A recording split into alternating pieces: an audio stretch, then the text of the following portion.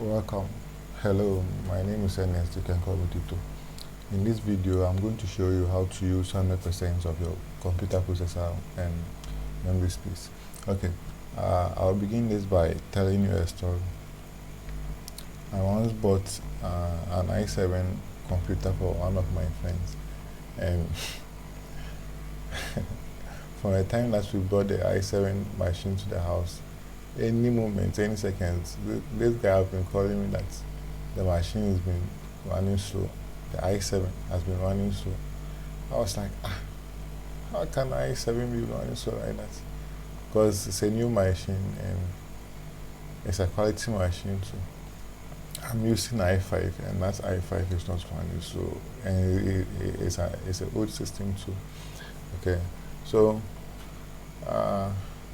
I went over to check this machine for the person, and then I found out that a machine which is supposed to be using almost I think 7 processors was using just one.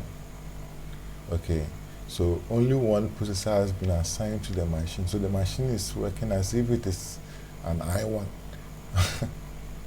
Okay, so the only thing that I did was to reassign the processors to 7, and then also assign the memory space. Then the memory space was, I think, 32, or yeah, but it was using 8. No, it was using 4. Okay, so everything about the machine was slow. Okay, so this is what I did. Okay, what I did is what we are going to do. Okay, so these are the steps that we are supposed to follow. Okay, these are the steps that we are supposed to follow. Okay, the first step that we are supposed to follow is to run the run command. We've run this command before. Okay, we've run the run command before. Okay, we use the Windows key plus R. Okay, very soon I'll remove the shortcuts because we all will be familiar with the shortcuts. Okay, so Windows key plus R. Okay, so you go straight to your keyboard and then you press the Windows key. Okay, this is the Windows key. Okay, this is the Windows key plus R. Okay, so just press and hold the Windows key. Okay, you press and hold it, and then you click on, or you enter R. Okay, so this is the run command. Okay, over here is the run command. Okay, so inside here, then we move on to the next step, which says that if you enter msconfig. Okay, you just enter msconfig. We will talk about it. Msconfig. Okay, then press enter. Okay, so just hit on enter. Okay, so we are done with our keyboard. So, okay, so the msconfig, we're just opening the system configuration. Okay, we're opening the system configuration. We want to configure our system. Okay, so the next step is for us to click on boot. Okay, so just click on boot. Okay, part of its menus, just click on boot. Okay, then what should we do again? We should click on advanced boot. Okay, so click on advanced boot. Okay, click on advanced boot. Okay, then we should click on the number of processors. Okay, so I have assigned all the processors to my machine, so you can see that I've given it the highest, or I've clicked on the maximum. Okay, I've given it the maximum.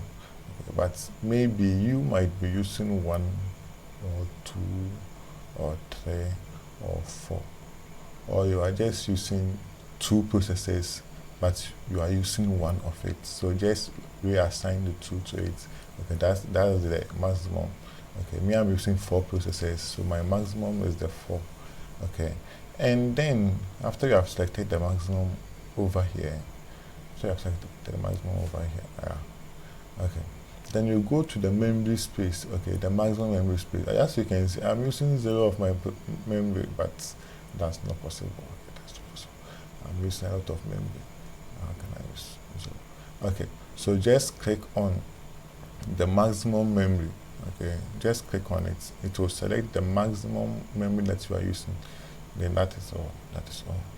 Okay, so you can see that Now I'm using the highest processors, okay, and then my memory space too is at its maximum.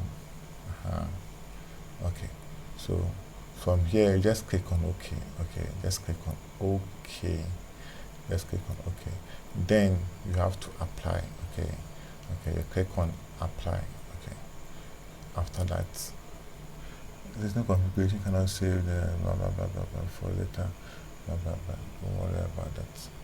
Okay, so you just click on apply and OK. Okay, then for you, your system will appear that you have to restart, or you choose to restart it later. My machine is something, so don't worry about it. Okay, so the next time that you will meet to, we are going to learn how to create a bootable pen drive, okay, with Power ISO. Okay, when you get to know how to use Power ISO, you get to know how to use a lot of things. So, how to create a bootable pen drive with ISO, Power ISO. Okay, yeah, okay. So we meet. Thank you.